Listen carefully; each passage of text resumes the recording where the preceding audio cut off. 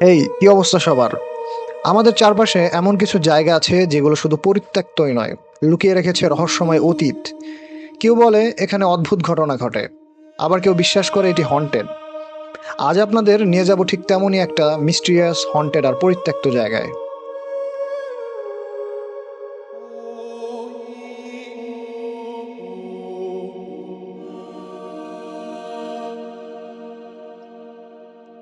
গাজীপুরের কালিয়াকৈর তুরাগ নদীর তীরে দাঁড়িয়ে আছে শাকাশ্বরের সেই পরিত্যক্ত বাজার। একসময় এখানে ছিল জমজমাট হাট, কৃষক, ব্যবসায়ী, ক্রেতা সবাই ভিড় জমাতো। নদীর ঘাটে খেয়া নৌকা ভিড়ত, পুরোনো গাছের ছায়ায় বসে চলতো দরদাম আর গল্প। কিন্তু আজ সবকিছুই নিস্তব্ধ। ভাঙা ঘাট আর পুরাতন গাছ যেন সাক্ষী হয়ে দাঁড়িয়ে আছে সেই হারানো দিনের।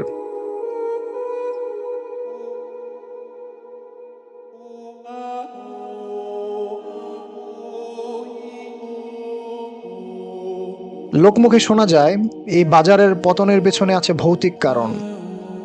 বলা হয় মাঝে মধ্যে বাজার আবার চালু হয়েছিল, কিন্তু প্রতি বছরই নাকি 20 থেকে 30 জন মানুষ অদ্ভুতভাবে মারা যেত। গ্রামের মানুষ বিশ্বাস করে এগুলো জিনের কাজ। ভয় আর আতঙ্কে মানুষ বাজারে আসা বন্ধ করে দেয়। প্রায় 30 বছর আগে বাজারটি স্থায়ীভাবে বন্ধ হয়ে যায়।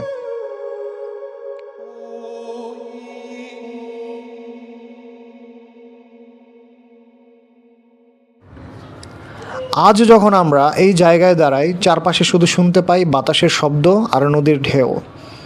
পুরনো গাছের ডালপালা যেন ফিসফিস করে বলে যায় অজানা গল্প। খেয়াঘাটের ভাঙা কাঠামো মনে করিয়ে দেয় কখনো এখানে জীবন ছিল, হাসি ছিল, মানুষের ভিড় ছিল।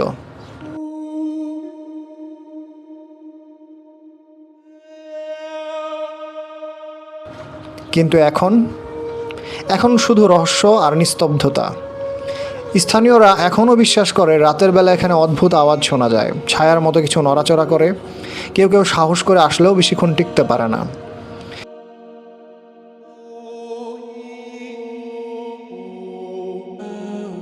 শাকাশ্বরের এই বাজার তাই আজও রহস্যে ঘেরা। ইতিহাস, ভয় আর লোককথার মিশেলে জায়গাটি হয়ে উঠেছে এক অদ্ভুত স্মৃতি, যেখানে প্রতিটি দেয়াল, প্রতিটি গাছ, প্রতিটি ঘাট যেন লুকিয়ে রেখেছে অজানা আতঙ্কের গল্প।